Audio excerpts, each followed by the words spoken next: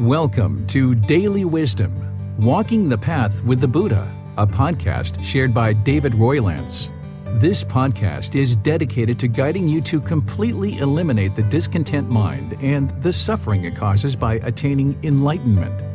Learn and practice the teachings of Gotama Buddha that will guide you to fully attain a peaceful, calm, serene, and content mind with joy. To support this podcast, visit patreon.com/supportbuddha or visit buddhadailywisdom.com, where you will discover a full range of courses, retreats, and online learning resources to assist you on the path to enlightenment. Now, here's our teacher to share more. Today's podcast, we're going to be discussing why study Gotama Buddha's teachings. It's really important as you get started with diving into Gotama Buddha's practice of teachings that you kind of pause for a moment and just try to understand why. Why are we studying Gotama Buddha's teachings? What's the purpose? It can be something that feels a little bit obvious for most, but it's important that we consider it and make sure that we really put some thought behind what's the real purpose of this learning and practice of Gotama Buddha's teachings. Well, oftentimes we think about Gotama Buddha and we think about him as this great, wonderful teacher who we respect and have great admiration and gratitude for. And I'm sure many, many people feel that way if you've even benefited slightly with his teachings. However, in understanding why to study Gotama Buddha's teachings, I think it's important to pause and think of Gotama Buddha as a human being, as a teacher, as someone who made his way into the human world just like all of us based on our karma. And when he came into the human world, he had the same mind as everyone else. He had a discontent mind. Yes, he was a prince. He was destined to be a king.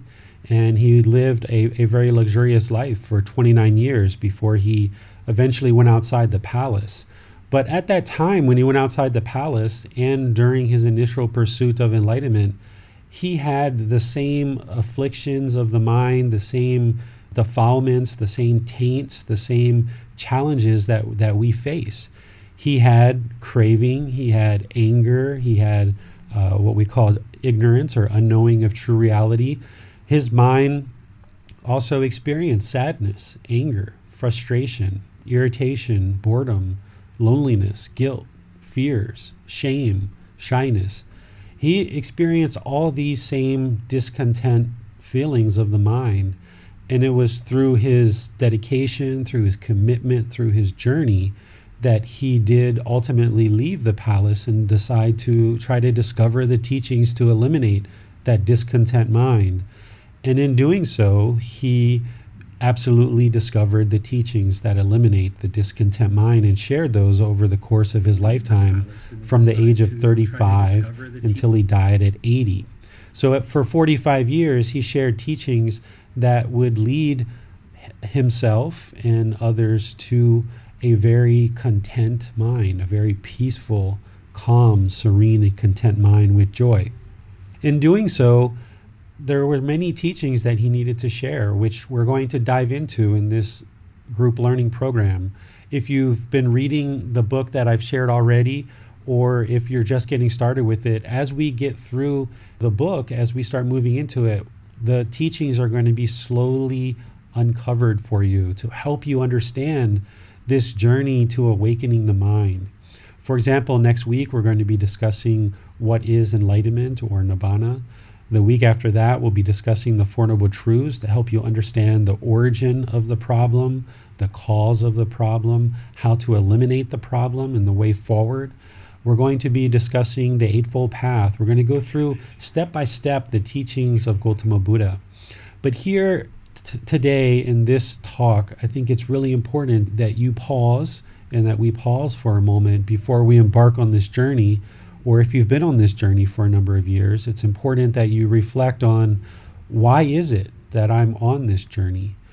And for me, what I think about as I think about this journey is a way to a more peaceful life, a kinder life, a more calm life, a more conducive life of living with other beings peacefully, living with ourselves peacefully. All too often, we think about this world and we think about all the things we need to do for somebody else. But learning and practicing these teachings is a path to helping you to evolve to a higher consciousness, to enlightenment, to Nibbana.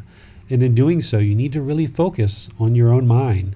And that's what the Wednesday classes are, and that's what the Sunday classes are on this live stream, on this virtual classroom. That's what all the resources are that I've been providing, is to help you have the resources available to focus on training your mind. Because no matter what goes on in this world, there's always going to be, at least during our lifetime, there's going to be unenlightened people. There's going to be people who aren't on the path. There's going to be people who choose to have anger or hatred or ill will. And we can't expect that the entire world is going to instantly change its ways. But through these teachings, what Gotama Buddha brings our mind to is that we can change our mind. We can work to understand the teachings. We can work to train our mind through learning his teachings, practicing his teachings, not just meditation. Meditation is one aspect of the teachings, but there's so many other aspects that we need to learn and pursue in order to reach this awakened mind state. So it's important that we realize that these teachings in this path, it's about me, or in your case, it's about you. Yes, we need to recognize our interdependent connectivity amongst other beings and recognize that we need to have loving kindness and compassion and sympathetic joy and equanimity and all these helpful mind states. But it's really important to remember what this path is doing, is it's allowing you to focus on your mind. This is why Gotama Buddha went off eventually into the forest by himself. Initially, he studied with other people for 2 years, and then eventually he went off by himself for 4 years. Now, that's not when he was on this journey. He recognized that it was all about him. It was all about his mind. How could he be a good teacher? How could he be a good person? How could he offer anything to this world without first working on his mind? All too often we get into a situation where we have loving kindness that starts to come up and boil up, but we haven't quite reached that mental state of Nibbana yet. And we have this compassion for other beings, and we want to run out and tell everybody all these great things about Gotama Buddha's teachings that we're learning. And that's wonderful that we want to share with other people. But keep in mind that we need to keep the practice focused on your mind, on yourself. Because without that, it doesn't matter how much you teach, how much you smile, how much you do your work, how many friends you have, how many times you visit friends. If you're not sitting down and learning the teachings, spending time with books and spending time with teachers, spending time with different resources nowadays, YouTube, podcasts, these Dhamma talks, whether it's spending time meditating. As I mentioned, that's one aspect of the path. If you're not doing these things, it would be very unwise to think that you could ever improve the condition of the mind and training the mind. I spend a significant portion of time teaching other people, but I realize that in doing that, my number one priority is my own practice. Without learning, without understanding the teachings, without meditating regularly, without continuing to realize Gotama Buddha's teachings more and more in the world, I'm not useful for anyone.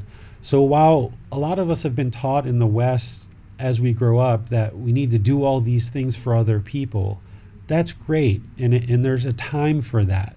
But what this time is about that we spend on Wednesday and Sunday, and I hope you find some other times to also spend time focused on the teachings, this is about you. This is about your mind. This is about you focusing on the discontent mind and making sure that you're actively training it to improve the condition of the mind and to reach this mental state of Nibbana. I want to talk about how people actually learned during Gotama Buddha's time. So hopefully you're understanding now that this practice, this path, it's about you. It's about training your mind. And this is an important time to talk about how people actually learn on this path during Gotama Buddha's lifetime. I will share with you some observations that I make here in Thailand and help you understand how it's a very different approach than what we experience in the West. In the West, when there's teachings that are being that they're going to talk about. However, the tradition of these teachings and the way that things work within the Buddhist tradition is it's not the teacher pushing the teachings out to the students, and there's no forceful approach of, okay, now I'm stepping in here and I'm going to start teaching. The way that these teachings work here in Thailand is there's temples and there's teachers, and the monks and the teachers live their life and they practice the teachings. They experience the results that they experience and they live their life. The only way that monks actually typically really start to teach is if the people ask them to teach. The monks don't just show up to a school or show up to a business and kind of say, all right, now I'm going to teach you to sit down and listen. It's really the people, it's really the villagers, it's the people that are going to the temples and requesting the monks to teach. Committed and dedicated approach to their own learning, realizing that yes, this is a practice that I need guidance and I need teachers. However, it's absolutely an independent practice. It's something where you need to choose to sit down and do meditation. You need to choose to pick up a book, but you also need to choose to do things like coming to class and asking questions. Because in order to pursue and progress on this path, you need to be able to think about what your teachers are talking about, what the books are telling you.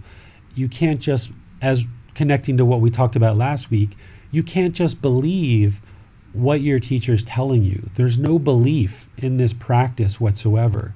It's all about you learning the teachings and practicing the teachings so that you can see the teachings in practice, which allows you to acquire wisdom. It's this new wisdom that the mind starts functioning through in order to function differently in the world. It's only this newfound wisdom that's really going to change the quality of mind. So how do you get that wisdom? Yes, you have to make decisions to meditate, to pick up books, to come to classes, but you also have to be thinking about the teachings that you're learning. When you read a book, it's not just reading it as a novel and taking it in, it's reading it, diving into it. The Buddha used the word investigate. You need to investigate the teachings. Investigating the teachings is, yes, reading them and understanding them intellectually, but then applying them in daily life to see how they work and see how you're functioning and how things change and shift in those conversations that you have. Those relationships change, and those who reach out to your teacher about the various observations that you're having, because it's through your questions that I can understand where you are on this path. It's through your questions that I understand how you're thinking about the teachings and how they're affecting your life. It's through your questions that I understand about your life and I understand what's going on in your life, so that as there's certain areas that you need guidance or you need help, I can share various teachings with you. During the Gotama Buddha's lifetime, if you notice, if you've ever read any of his teachings, it almost always starts out with one of his close followers or close disciples asking him a question.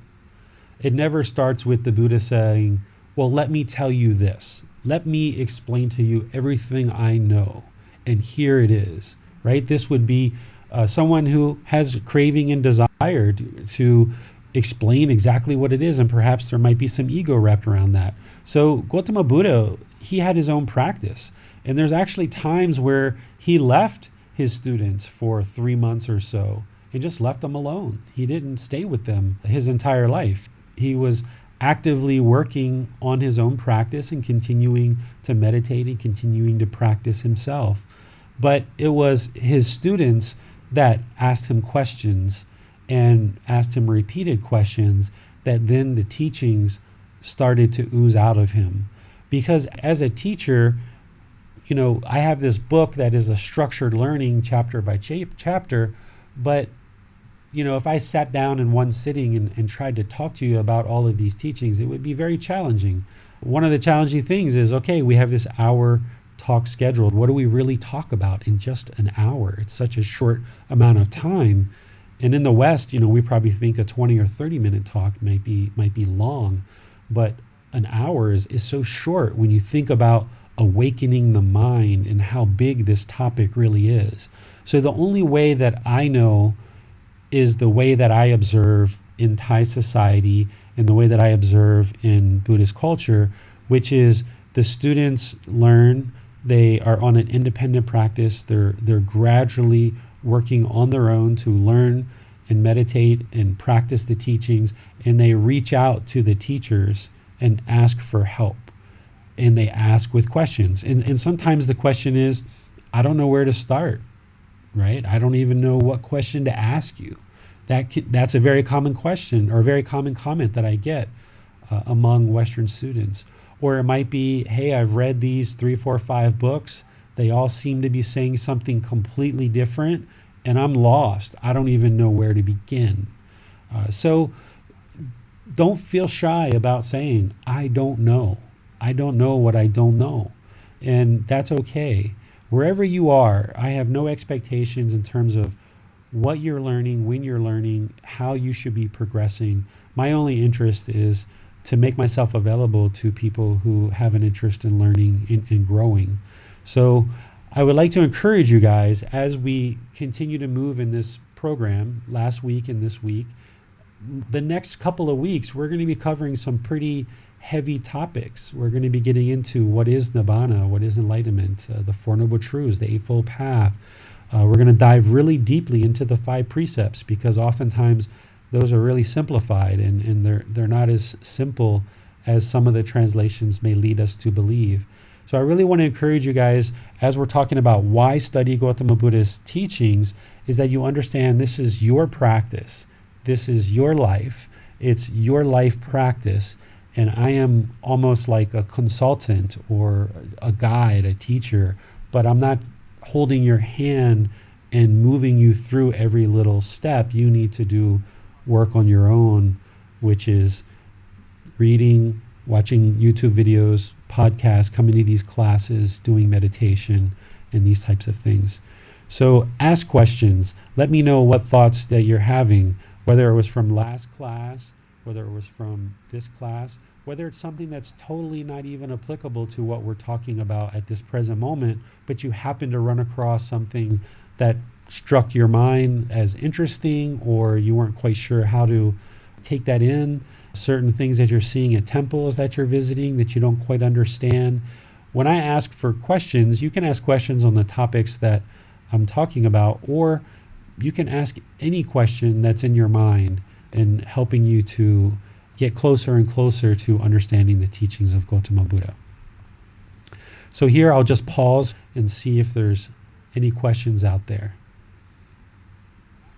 There's a question here that a student has submitted by chat that I'll read. I find it challenging to clear the mind for long stretches of time. Distractions come and I can cut the thoughts, but then new thoughts tend to come back. Is there a way to evolve past this busy mind during meditation so that I can then have a less busy mind in life? Okay, great question. So essentially what Amina is talking about is, yes, as you're moving forward in this practice, you may be in meditation experiencing the ability to cut the thoughts and bring the mind to the breath. And this is good, whether that's for 1 second or 1 minute or 10 minutes. And then because you're still on the path and you haven't yet attained Nibbana, there's going to be more thoughts that come. I'm not sure how long Amina's been meditating, but I know that her and I met here in Chiang Mai about 6 months or so ago, and I helped her get started on the path. So I have a feeling that was the beginning of her really, and we shouldn't have the expectation that our thoughts are going to be able to be completely still and have attained singleness of mind in just a 6 months time frame. Remember, Gotama Buddha, it took him 6 years to attain enlightenment, and this is the man who is the originator, the founder, the declarer, the discoverer of this path, who we all look to now 2,500 years later as the one who really knew what he was doing when it came to these teachings. So we shouldn't have expectation that we're going to be able to still the mind every single meditation session. What you should do is just sit down or lay or stand or walk, whatever type of meditation you're doing, whatever position, and just meditate. And whatever it is, it is. Don't have a craving or a desire to necessarily stop the thoughts, but just keep meditating, keep bringing the mind back to the breath. And if new thoughts come in, okay, so be it. There's a new thought. Just cut it off, bring the mind back to the breath. Don't try to have an expectation that you won't have thoughts, because I can tell you that you will have thoughts even when you have reached Nibbana or enlightenment. But what might happen is you'll have more beneficial thoughts, and it won't be a flood of thoughts. You might be meditating, let's just say, once you've attained Nibbana, for a period of time, and things will be completely still and completely silent, and you'll have what the Buddha called single-mindedness, where your mind will be focused. It doesn't move, it's in the middle. And you might be in that still spot for 10, 15, 20, 30 minutes, and then there can be a thought. And just because there's a thought doesn't mean that's a bad thing. But what you're doing early in practice is you're clearing the mind of all the erroneous thoughts, the bombardment of thoughts, the negative thoughts. And the more that you do that and you make this space where you create single-mindedness, eventually what will happen is, as you're in meditation, even you have this quietness and this stillness for 10, 15, 20 minutes, you will potentially have a beneficial thought of something that comes into the mind. And it doesn't mean you just jump out of meditation and go run off and do that thing. It's just, oh, they're okay. And you move that aside as well, and you just stay focused on the breath. You don't try to have beneficial thoughts. You don't attempt to initiate beneficial thoughts. But even when you attain enlightenment and you get to the point where the mind's completely still, there's still going to be a thought that arises in meditation. It's never going to be completely quiet forever and ever and ever, because that's permanence, right? Nothing's permanent. Even meditation, each meditation session, you're going to have different quality of meditation each time. Sometimes you're going to meditate and everything's going really well. You get stillness of mind. You just really root into it. You get focused on the breath, and boom, you get a really good quality session. And maybe the next couple of hours or the next day, it doesn't happen. That's because of impermanence. Everything's impermanent. So don't enter meditation with expectations that you are going to cut all the thoughts and no thoughts are going to come. Enter meditation with just the thought of, I'm going to do some meditation. And that's it. I'm going to train this mind. I'm going to work on this mind. This is my time. I'm going to train the mind. That's it. No other expectations. And then, because you don't have that expectation, then whatever happens in meditation, it happens, and it's a good thing. Even if you get into meditation and you're sitting there for 20, 30, 40 minutes and you realize that, man, my mind is just so bombarded with thoughts, it's so busy. Some people might get up from that meditation session and feel like, I failed, I didn't do a good job, feel guilty or shameful, or think they're not as far along in the path as they really are, or think they're further along than they really are. But if you sit down in meditation and for 30 minutes, what you walk away with, or 60 minutes, or however long you're meditating, 10 minutes, whatever, and you walk away with, gosh, my mind is very busy today. That's awareness of mind. That's right mindfulness. That's the 7th step of the Eightfold Path. You're walking away from that meditation session with the awareness of the mind that, gosh, it's really busy today, and I'm going to need to really kind of slow this down if things are going to go well for me today. So that's actually beneficial if you sit down and realize, gosh, the mind's really busy. or if you sit down and the mind's really still and you notice that, and that's helpful for you. So if you remove the expectation that there's something special that needs to be happening during meditation and you have to get to a certain stillness or else the meditation wasn't beneficial, if you eliminate that expectation, then whatever's happening in meditation, it's all good. It's all beneficial. It's all helpful, whether your mind was still or it wasn't. You're still cultivating awareness of mind. You're still cultivating awareness of breath. You're still practicing right effort in order to take the effort to move out the unwholesome thoughts and move in the wholesome thoughts. Bringing this talk back to the original topic, why study Gotama Buddha's teachings, essentially, you're living with a discontent mind. You're living with sadness, anger, frustration, irritation, guilt, shame, boredom, loneliness, shyness, potentially fears, and other discontent feelings. While we grow up experiencing these feelings and thinking that these are part of the natural condition of the human, which it is, we actually can make a choice to no longer live with these discontent feelings. We can actually, now that you know that's a problem, you can actually take steps to learn the teachings and practice the teachings to eliminate this discontent mind.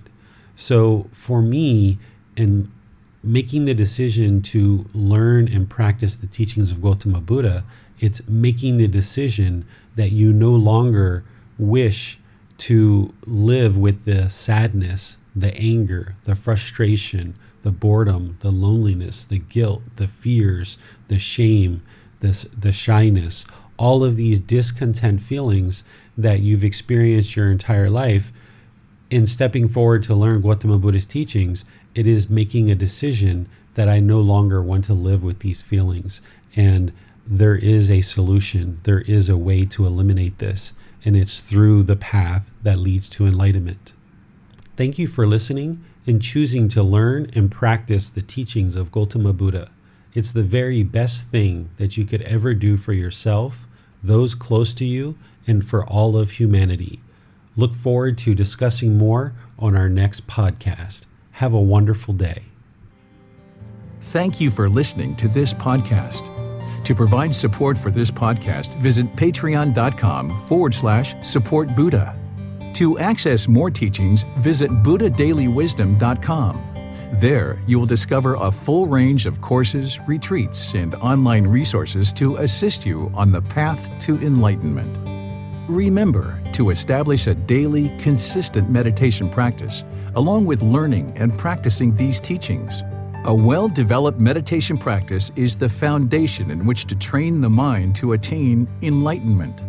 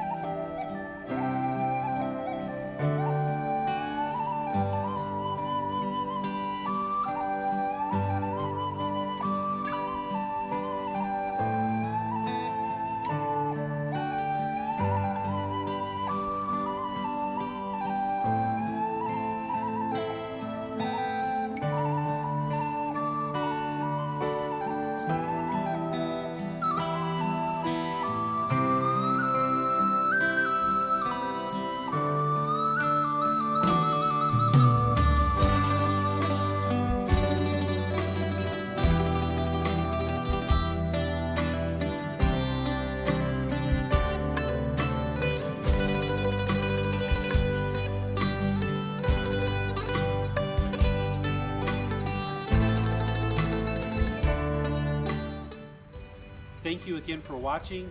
Enjoy your meditation. Look forward to seeing you online and answering any questions that you have.